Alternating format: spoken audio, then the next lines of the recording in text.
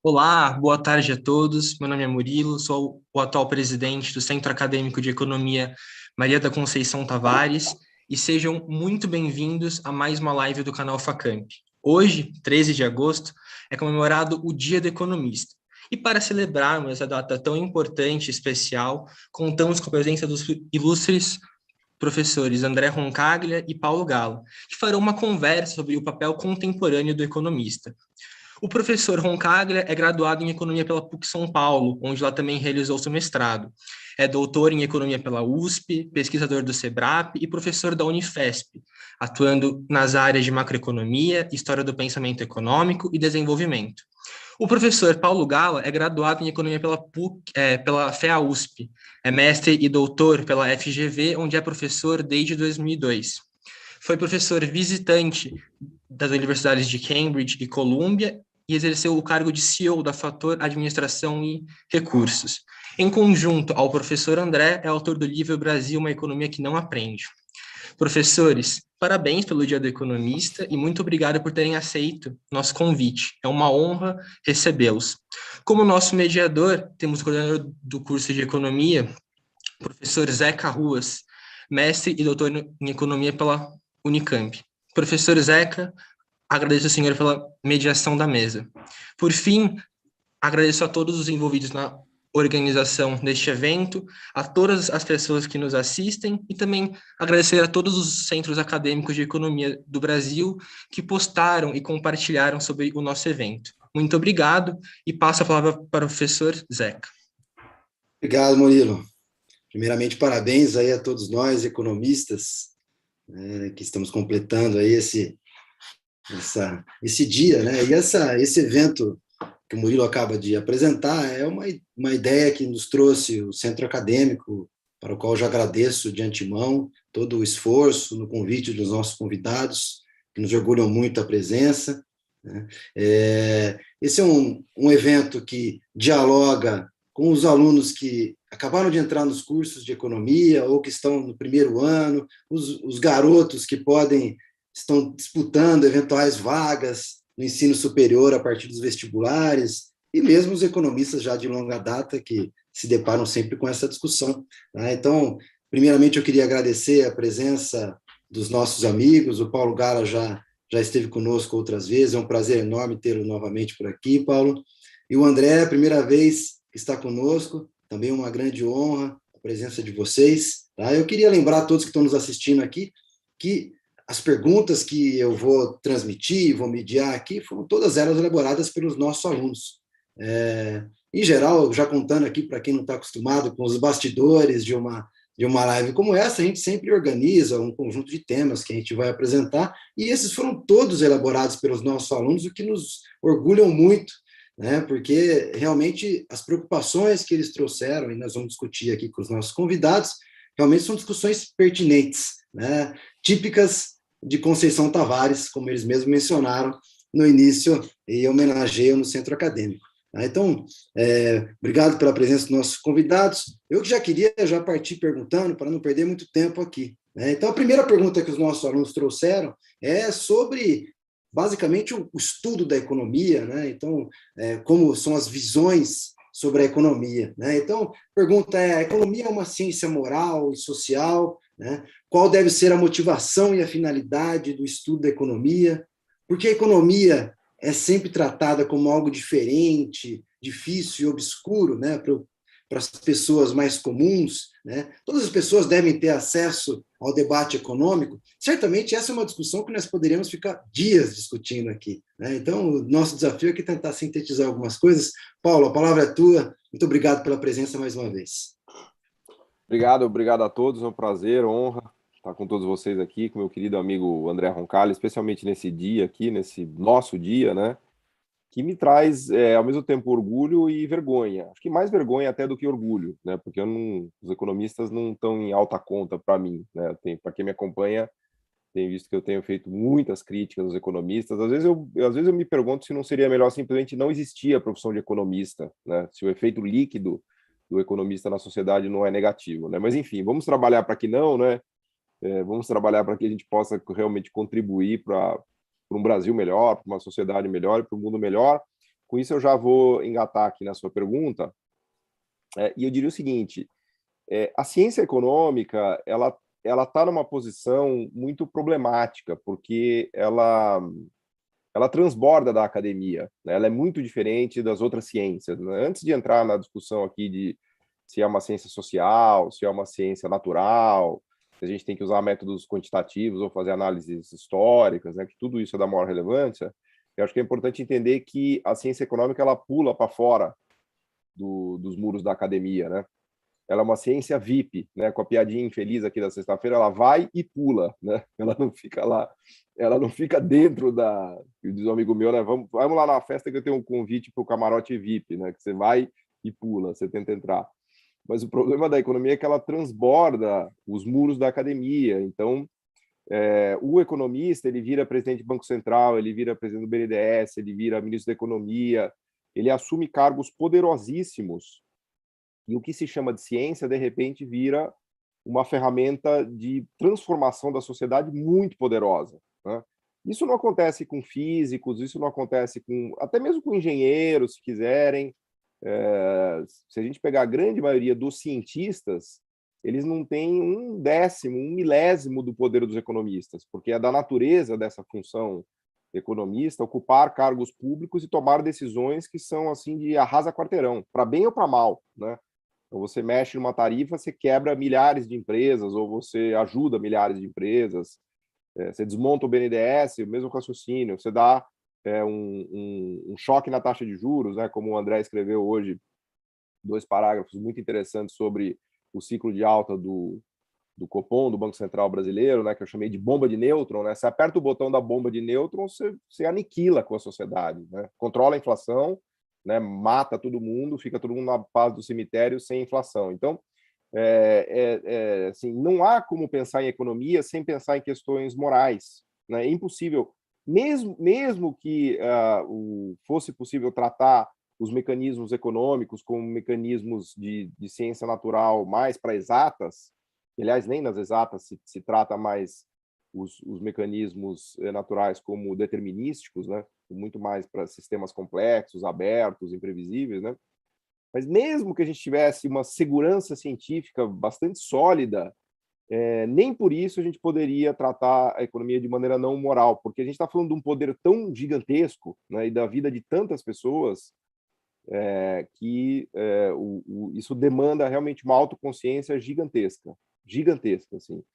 E para concluir, já para passar a palavra para o André, o que mais me preocupa ainda é que a economia hoje talvez um dos campos do saber que reúne a maior quantidade de dogmatismo, né? A grande maioria dos economistas são dogmáticos, né? Especialmente os mais ortodoxos, liberais, né? Eles não têm uma visão plural de economia, né?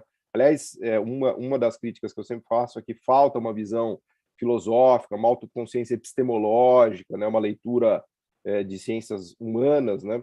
Bom, não precisa nem ir muito longe, os principais centros hoje de economia no Brasil, eles ignoram a sua nota da prova de economia brasileira. Quer dizer, os caras não têm vergonha, né, de dizer que você não precisa ter conhecimento de economia brasileira, que dirá de um conhecimento filosófico, epistemológico, para ter consciência do que você está fazendo de verdade, né? Então, a economia ela reúne, ao mesmo tempo, esse dogmatismo, que é muito característico de uma formação pobre e tacanha, que é a formação da maioria dos nossos economistas, somado a um poder descomunal. Porque assim, não teria problema se os tacanhas economistas ficassem lá dentro do muro da academia, escrevendo papers sobre sexo dos anjos. O problema é que eles pulam, né? Eles são VIP, então eles vão e pulam e assumem poder, né? E então isso eu acho que é uma coisa para a gente refletir, né? O dogmatismo somado a muito poder, em geral, não dá coisa boa, né? E eu temo que hoje é o que a gente encontra por aí, né? E aí já paro por aqui para ouvir o André. É legal, essa hipótese é interessante, né? Quando a gente conversa com o professor Beluso aqui na Facamp, esse é um tema que ele sempre traz à baila, que é a discussão de os economistas. Quando fala dos economistas, ele já fala, meu Deus, dos economistas, né? De fato, para os nossos alunos que estão ingressando agora, de certa forma, animados ainda, é importante perceber que existe uma tomada, né, do conceito do que é economia por um grupo de dogmáticos, né, e que, como você mencionou, acaba assumindo posições de destaque e muitas vezes cerceando o próprio debate público, né? Que, no fundo, nos leva a essa outra questão que eu queria passar para o André, que os nossos alunos trouxeram, e que, na verdade, é um desdobramento aqui, né, do que o Paulo está dizendo. Né? Qual a relação da economia com a política? Né?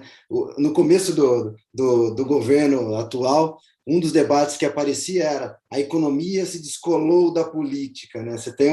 É como se existisse alguma coisa que a economia pudesse orbitar acima da sociedade. Como é que você enxerga essa questão, André? Bom, boa tarde, obrigadão pelo convite, fico muito feliz de estar aqui, e eu já começo dando, né, os parabéns aos economistas e às economistas, né, hoje que a nossa profissão comemora 70 anos, né, ela foi promulgada em 1951, exatamente 13 de agosto de 1951, e curiosamente, né, hoje é o dia 13, né, e a gente está no dia 13 de agosto, numa sexta-feira, então eu acho que diz bastante coisa. Eu queria colocar aqui inicialmente, acho que muitas vezes eu e o Paulo, a gente faz a duplinha bad cop, good cop, né? Então o Paulo já fez o bad cop, agora eu vou fazer um pouco o good cop aqui.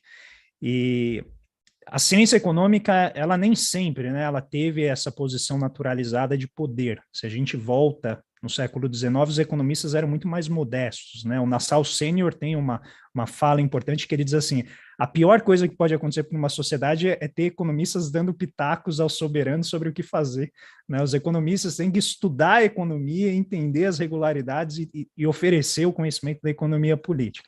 Com a Segunda Guerra Mundial e todo o trabalho que foi desempenhado no contexto militar, os economistas ganharam um cliente, que é o governo. E a partir daí, a gente vem tomando cada vez mais poder no âmbito dos governos, e isso, conforme a própria tecnologia foi se transformando ao longo do século XX, esse poder foi transbordando para o mercado financeiro e para as grandes empresas multinacionais que hoje conformam os principais centros decisórios do mundo, né?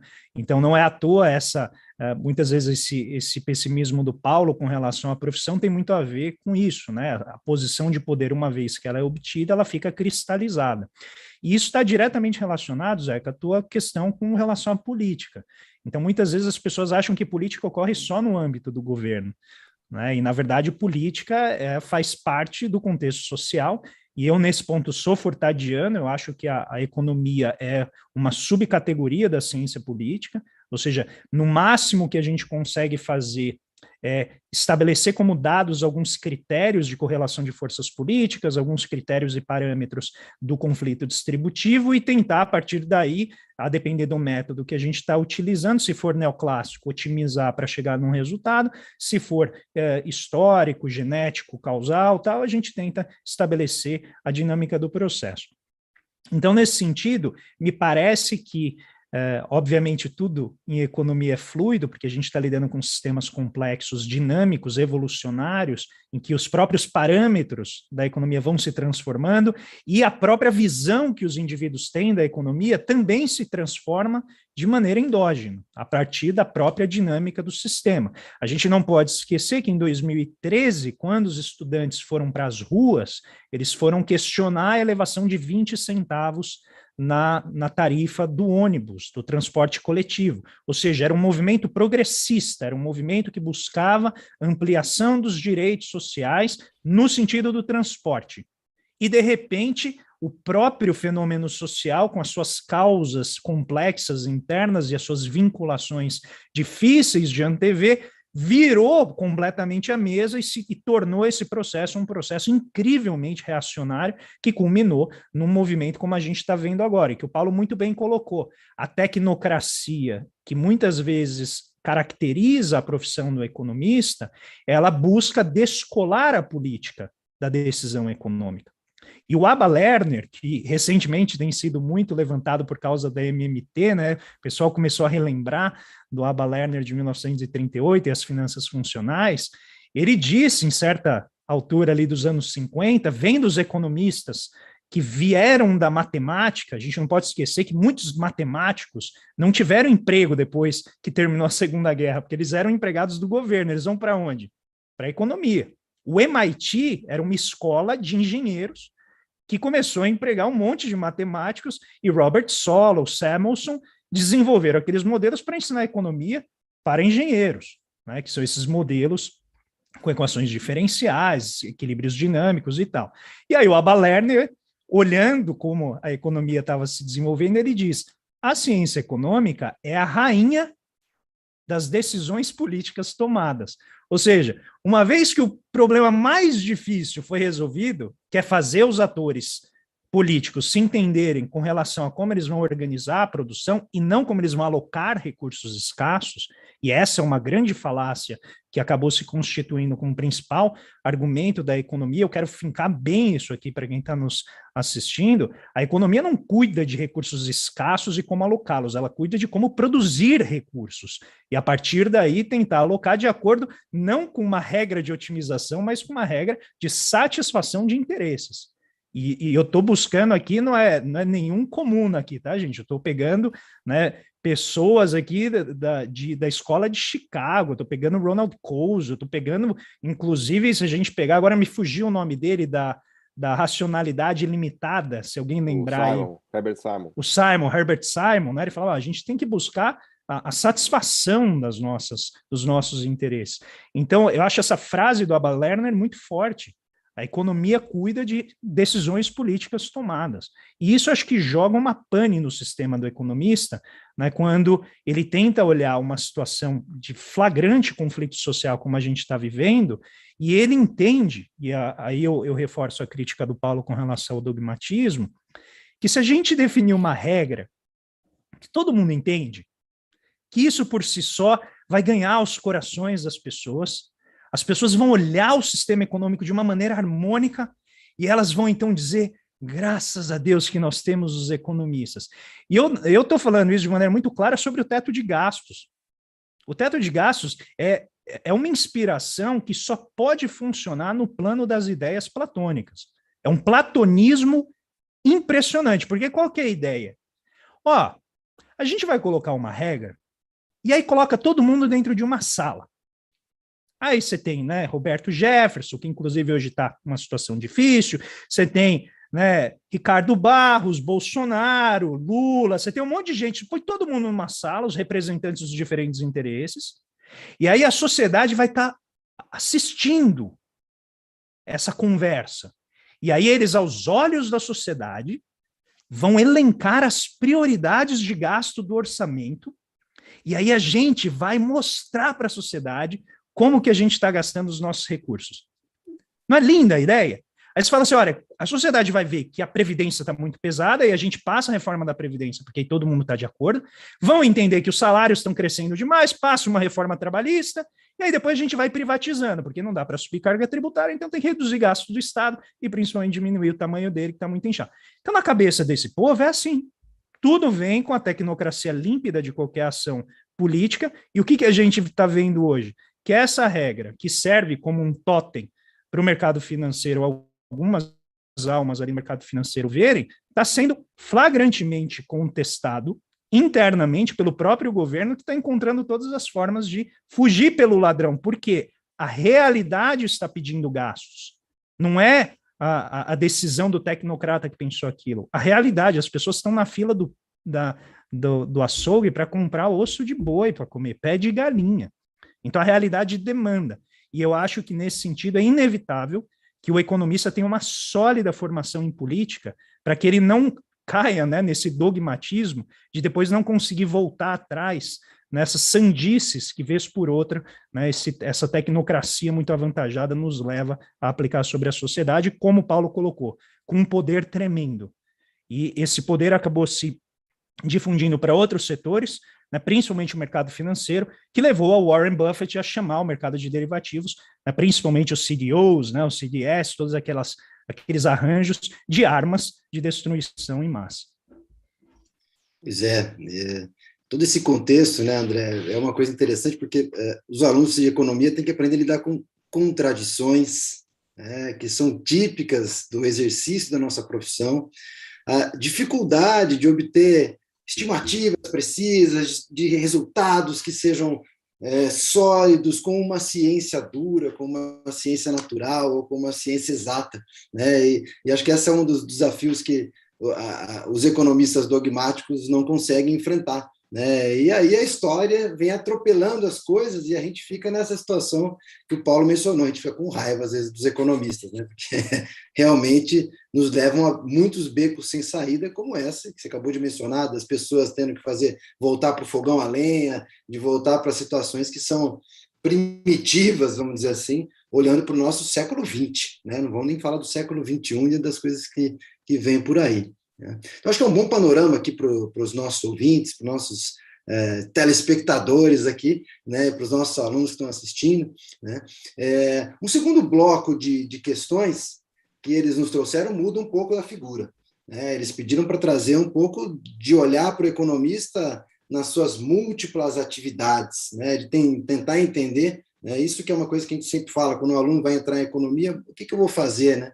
Aquele menino que chega, em geral, não entende exatamente o objeto de trabalho na sua amplitude, né?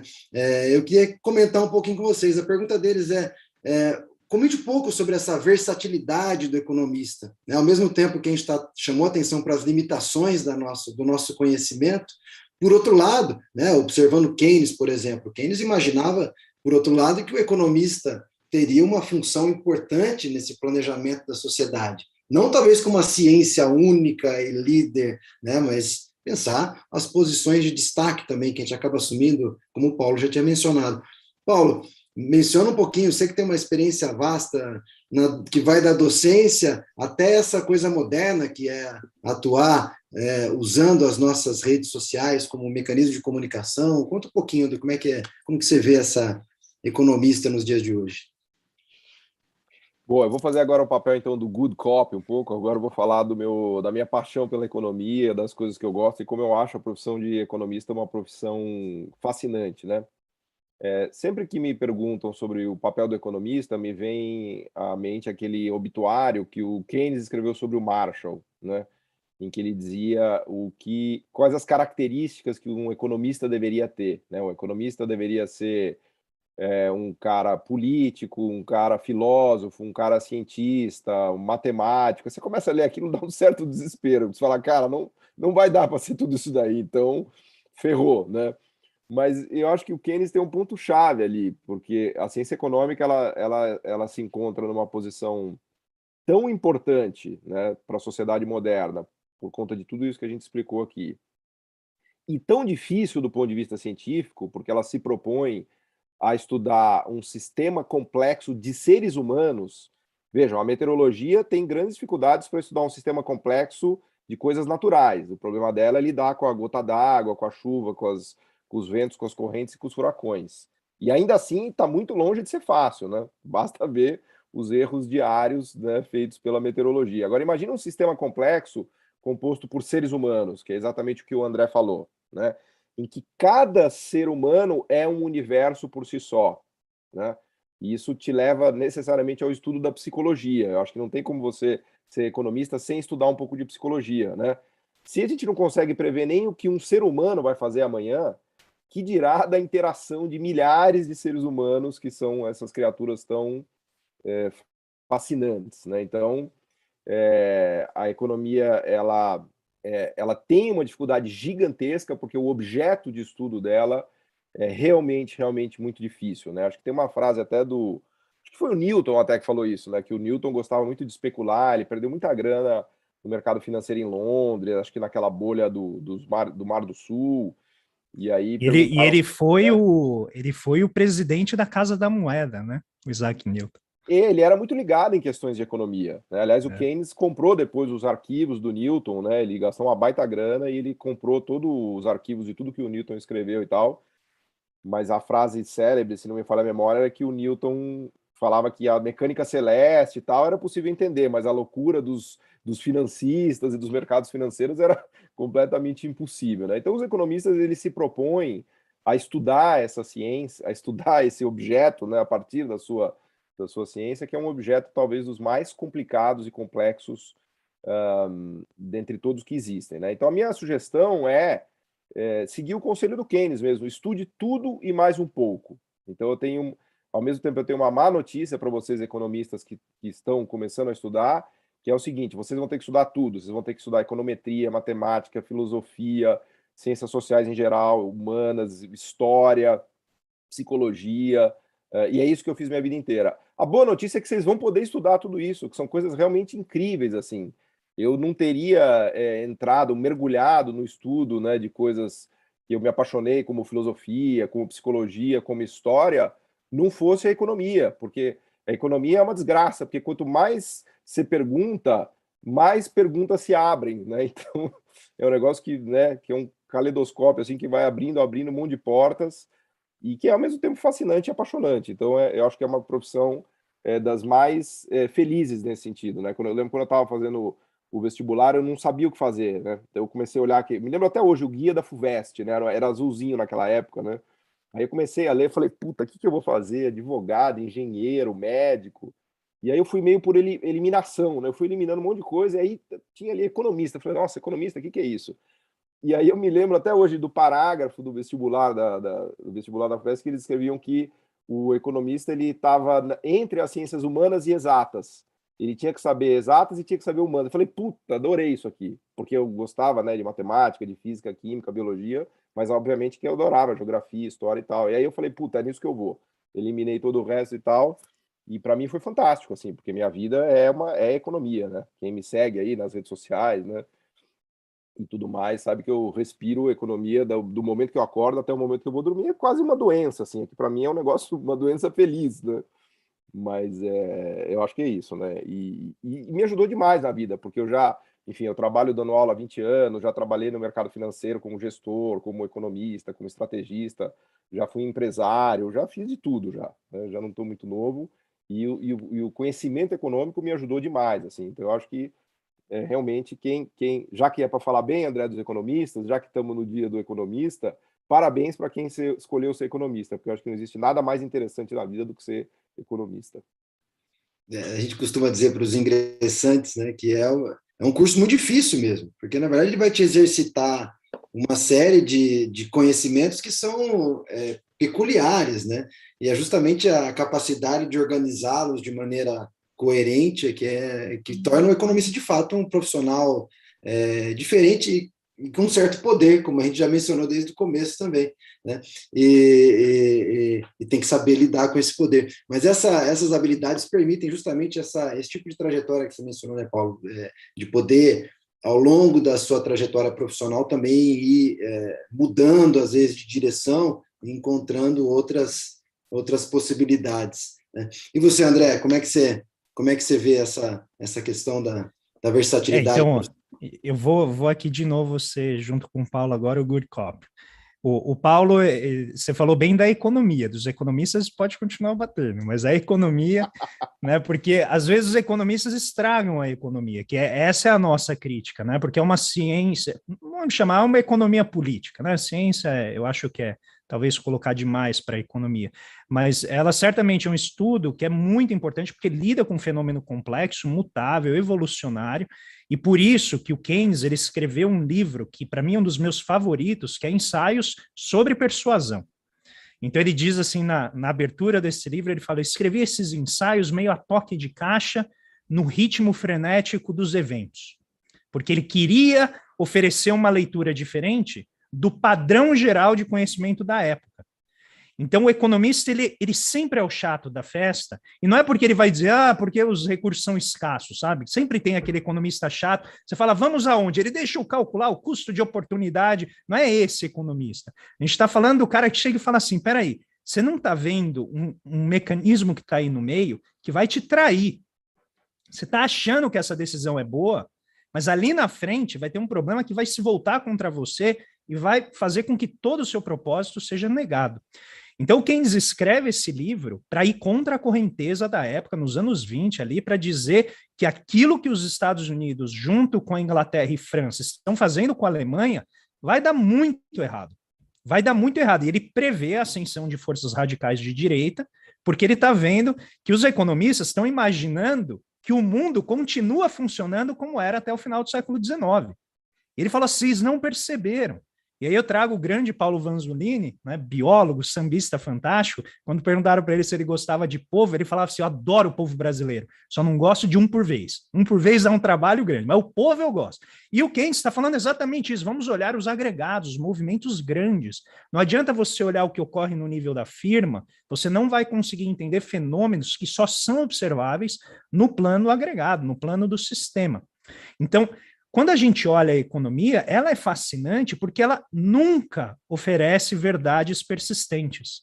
E esse talvez seja o motivo de a gente ficar tão irritado com o dogmatismo, muitas vezes, da profissão, e imaginar que essas regularidades, elas persistem, quando frequentemente o mundo está se transformando e requer que a gente olhe isso de maneira diferente. E aí, na minha trajetória, eu também fui do mercado financeiro por pouco tempo, eu trabalhei na Bolsa de Valores, eu estava sentado na Bovespa quando as torres caíram. E eu vi o gráfico do Ibovespa cair, eu trabalhava na área que desenvolvia os índices da Bolsa. Então eu fui vendo aquilo ali. Também foi lá cair do capital. E ali eu comecei a entender toda a anatomia da sociedade que se manifesta naquilo que eu gosto de chamar que é a epiderme do sistema econômico, que é a Bolsa de Valores. Então, se você pegar uma agulhazinha e apertar a sua pele, teu cérebro vai dizer, sua vida está em perigo, e você vai reagir àquilo instantaneamente. Essa é a Bolsa de Valores. Não significa que você vai morrer, mas o teu cérebro vai dizer para você reagir de maneira exagerada, que é o que o Davi Ricardo, em muitos textos dele, falava. A gente não pode ficar na mão do mercado financeiro porque eles reagem de maneira muito exagerada. E a partir dali eu trabalhei em empresas multinacionais, vi a força tecnológica que vinha principalmente de empresas alemãs e suíças na parte de química, e de lá eu acabei indo para a academia, muito por culpa do centro acadêmico, porque eu fui para o centro acadêmico, e aí eu não entendia direito o que eu estava fazendo aí. Quem está nos assistindo vai se ver assim, fruto dessa história, como Marx dizia, os homens fazem a história, mas não sabem como a fazem, né? E de repente você vai estar lá no centro acadêmico, por quê? Sei lá, você gosta de uma menina, ou porque você achou que é legal, você quer participar, né, da Atlética, e de repente está ali numa sessão sobre se vai cobrar dinheiro das pessoas ou não, e eu estava numa dessa. Aí eu comecei a explicar a teoria da tributação. Nem sabia que era a teoria da tributação. E aí chegou uma menina para mim e falou assim, nossa, depois que você falou, eu entendi. Você explica bem. Eu nunca tinha imaginado ser professora até aquele momento. E aí ela falou assim, você tirou uma nuvem que estava num lugar e colocou em outro. E aí é um pouco o que o Paulo falou. Você entende um negócio, aí você olha para lá e fala, ih, já não entendi isso aqui também. Então, frequentemente, quando os alunos chegam para mim e falam assim, pô, professor, não estou entendendo nada. Eu falo, campeão, também não. Estamos juntos aqui, porque o negócio muda, você precisa estudar muito, é o que o Paulo falou, é uma ciência muito difícil e que a chance de você estar em erro todo dia é muito elevada, porque como o fenômeno é complexo, sempre tem algum mecanismo, algum detalhezinho que você não está olhando, que pode ter se tornado dominante na explicação, e você ainda está achando que o que está causando aquele resultado está naquela estrutura anterior. Então, é uma ciência muito, muito exigente, mas ela também traz recompensa muito fantástica, porque ela elabora em nós, como o Paulo colocou, todo um manancial de competências, de ferramentas de raciocínio. E quanto mais aberto, eu acho que cada um for aos diferentes tipos de conhecimento, melhor. E aí, para finalizar essa fala, eu vou dizer que, para mim, a coisa que me impactou muito, inclusive na vida profissional, foi quando eu fui ler antropologia econômica. Porque é o curso que lá na PUC era no último ano, era o último semestre. Eu lembro que eu era representante de sala e eu adorava essa disciplina. Então eu falava pra caramba. Aí chegou um amigo meu um dia e falou assim, pô, André, o professor quer que a gente estude no último semestre, e eu achando aquilo fantástico, né? E eles brigando comigo, você é representante, você tem que representar nossos interesses, e eu achando que todo mundo estava adorando, né? E o pessoal queria ir embora da faculdade, trabalhar, mas foi uma disciplina que me tocou. E 20 anos depois, o que a gente foi ler? Antropologia econômica com essa discussão da moeda. Que hoje, como fundamento da MMT, o pessoal está voltando nos estudos e mostrando que o sistema de crédito e débito é muito mais antigo do que aquela ideia que muitas vezes é vendida para a gente, que o dinheiro passou por uma seleção natural, que vem do sal, do boi, e de repente os estados falaram, não, vamos emitir moeda, e todo mundo aceitou feliz da vida, até que, né, o Nixon tirou ali o padrão ouro-dólar em 1971. E a antropologia econômica já ensina muitas formas diferentes de você imaginar as sociedades. Então eu convido aqui, né? Quem está entrando, não desmereça a antropologia econômica, vão estudar história, geografia, porque é uma maneira muito sólida de você conhecer a economia profundamente. Sem dúvida, inclusive para poder se desfazer de conceitos que são muito arraigados, né? Eu lembro quando eu era aluno que eu ficava incomodado quando assistia Star Wars, que aí chegava a nave em algum outro planeta, você descia, tinha um mercado organizado, as pessoas fazendo troca. Pô, mas isso aqui, o mercado tem em todo lugar do planeta, né?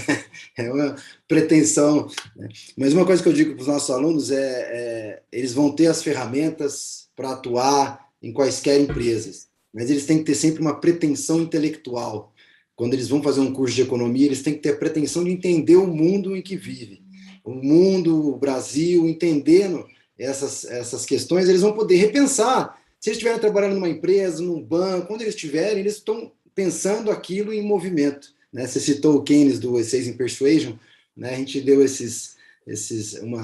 uma biografia recente do Keynes, do Zachary Carter, né? E é muito Preço boa. da paz. É isso. The Price of Peace. E ele vai descrevendo como Keynes tinha essa habilidade de se refazer, reconstruir, repensar as suas coisas. Isso o tornou um grande economista e referência para todos nós, né? Zeca, posso só te colocar uma coisa? Todo mundo que o Beluso gosta, eu sei que eu vou gostar. E o Keynes, acho que é o cara que o professor Beluso mais cita. Então, se alguém da inteligência do Beluso gosta dele, é porque a gente tem que se inspirar no exemplo e ir atrás. Não tenha dúvida, não tenha dúvida. O professor Beluso, a gente estava falando com o Murilo, que entrou no comecinho aqui. O Murilo teve um contato com o professor Beluso, fazendo uma entrevista com ele ontem. Ele estava contando que o professor Beluso é uma alma generosa e nos ensina até hoje demais. Muito, né? Amigos, a gente está chegando próximo aqui do fechamento. Eu queria mais duas contribuições aí para os nossos alunos, para quem está nos assistindo, né? A gente ficou sabendo que vários centros acadêmicos de outras instituições acabaram divulgando nosso evento, que certamente nos fará ouvidos em outros cantos, aí, além de Campinas, aqui na Facamp, né? Eles pediram uma mensagem, né? No Dia do Economista, eu sempre lembro também de novo da mensagem da Conceição Tavares, mas, enfim, vamos ouvir as mensagens que vocês têm para o economista nesse nosso Dia do Economista. Paulo? Eu queria responder isso daí, retomando um pouquinho a conversa sobre o papel do economista, do conhecimento econômico e da pretensão intelectual que você falou, que eu achei muito legal. Acho que isso é uma característica do conhecimento econômico, de buscar se aprofundar nas questões, né? E eu gosto até de colocar isso em contraposição ao conhecimento do administrador de empresas, por exemplo, né? Eu lembro quando eu fui fazer faculdade, eu fiquei numa dúvida cruel entre fazer administração e economia. Ainda bem que eu escolhi economia. Nada contra os administradores, mas... e aí, depois, no final do curso, um amigo meu veio até me contar uma piada, né? Que eu achei fantástica. Ele falou, não é bem uma piada, mas é um ditado. Ele falou assim, olha, o economista é o cara que sabe tudo sobre nada, porque ele vai num mergulho extremamente profundo, antropológico, filosófico, né, de uma questão muito específica. Enquanto que o administrador é um cara que sabe nada sobre tudo, né, porque ele faz um voo completamente geral sem fazer esse mergulho, né, que eu estou associando aqui a pretensão de conhecimento intelectual mais aprofundado, né? Então, que no fundo é o espírito crítico. No final do dia é o espírito crítico, né? Eu acho que o economista ele deveria ter esse espírito crítico muito aguçado, né? Eu acho que é fundamental, porque o economista ele pensa a sociedade, ele pensa a vida das pessoas, ele pensa os países, né? O conhecimento dele é muito mais, vamos dizer assim, da filosofia do bem geral do que uma técnica específica ali de fazer uma gestão do negócio, ou uma gestão de recursos, ou uma gestão de uma empresa, né?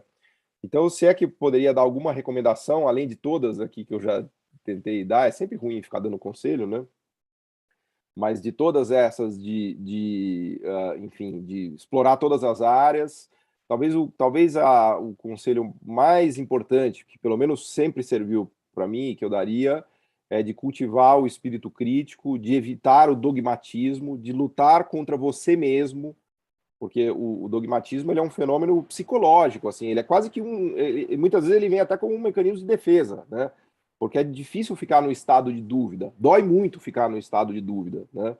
Então esse espírito crítico ele precisa ser cultivado, e até acho que por isso que eu sou um leitor fanático do Nietzsche, né? O Nietzsche eu acho que é um dos caras que mais né, para não dizer Marx, né, mas eu li mais Nietzsche do que Marx, talvez eu até devesse ter lido mais Marx, até porque eu sou economista, mas eu certamente li mais Nietzsche do que Marx, né, e o Nietzsche tem essa coisa do crepúsculo dos ídolos, né, ele meio que, ele é uma contradição ambulante, ele tira sarro de tudo, né, então, por exemplo, dos cientistas ele tira sarro porque ele fala, vocês cientistas, a partir com o advento da secularização e das ideias iluministas, vocês mataram Deus e colocaram a verdade no altar e agora vocês idolatram a verdade. Então, vocês são tão religiosos quanto, né? E eu acho que esse espírito é fundamental, né? No final do dia, quem melhor sintetiza tudo isso é o Cazuza, né?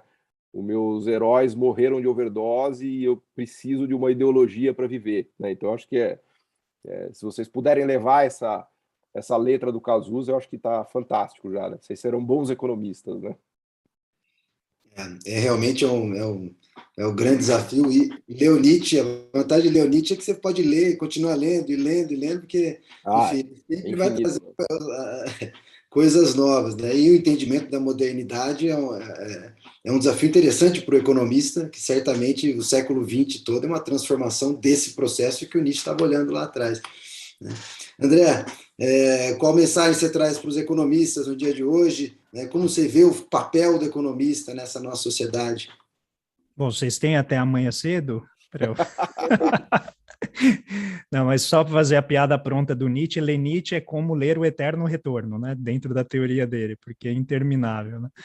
Mas eu acho que dar conselho é sempre complicado, mas eu vou compartilhar o que eu aprendi até aqui, que eu achei que é muito importante. Eu tenho uma história longa dentro de história das ideias econômicas, né, que é uma área cada vez mais marginalizada dentro do campo da economia, e eu sou lá um militante forte dessa pequena área, e eu acho que se eu tivesse que colocar em poucas palavras, jamais desprestigiem os clássicos.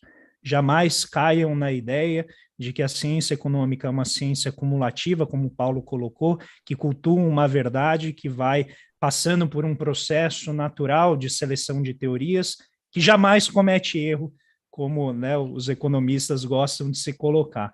Então, ler os clássicos é fundamental, não porque você necessariamente vai encontrar alguma teoria ali que te explique o mundo de hoje, mas porque você vai encontrar uma conduta de pensamento, uma conduta de busca da verdade, que traz, em geral, uma riqueza de pensamento e uma diversidade metodológica que a gente não encontra numa ciência, numa profissão que se pretende burocrática, que se pretende consolidar-se institucionalmente. Tá? Então, no dia do economista e da economista, sempre bom frisar, eu vou fazer uma proposta subversiva, né, que a gente sempre tente ousar além daquilo que a profissão nos coloca, que a gente sempre tente fugir das imposições institucionais do que é legal estudar, do que é interessante para você ter sucesso na profissão, em detrimento do teu próprio interesse intelectual. Então, nesse sentido, eu dou aula, as pessoas perguntam, eu sou de história das ideias, mas eu dou aula de finanças. E me fascino constantemente com finanças.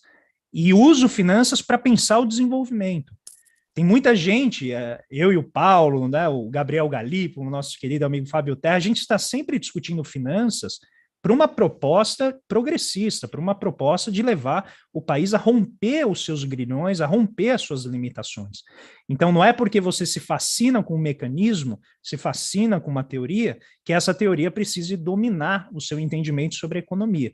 Então, ler os clássicos, estudar muita econometria, estudar muita matemática, estudar finanças, porque é fundamental você entender a dinâmica do sistema para, inclusive, saber como que esse mecanismo está sendo utilizado contra interesses, por exemplo, da coletividade.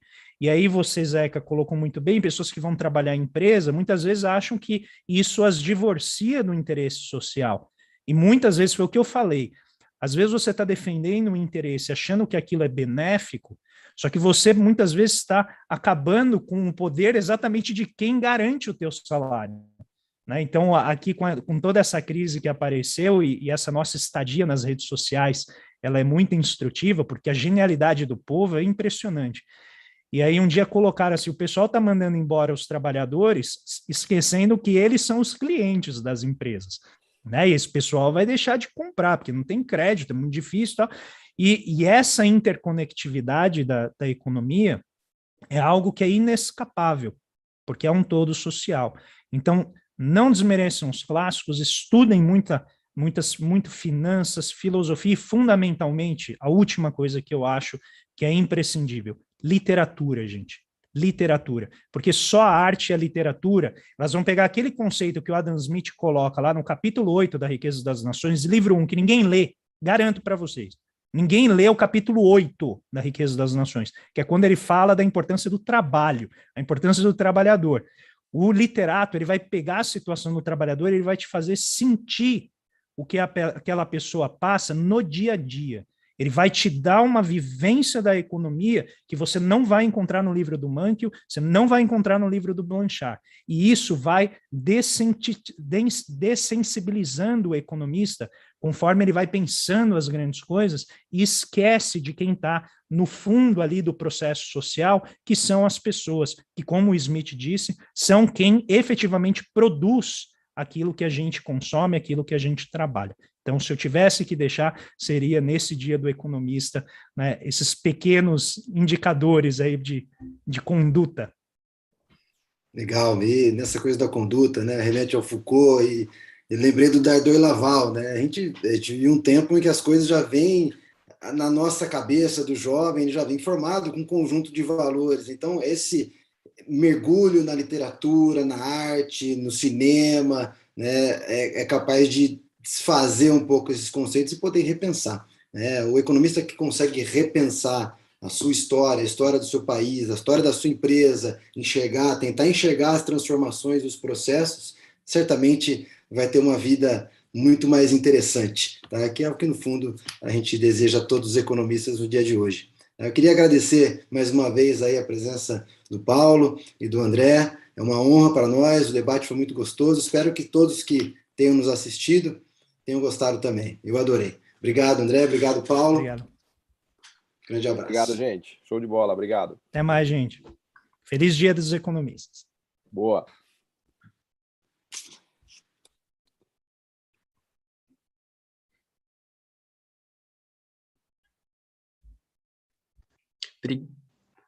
Obrigado, André. Até mais.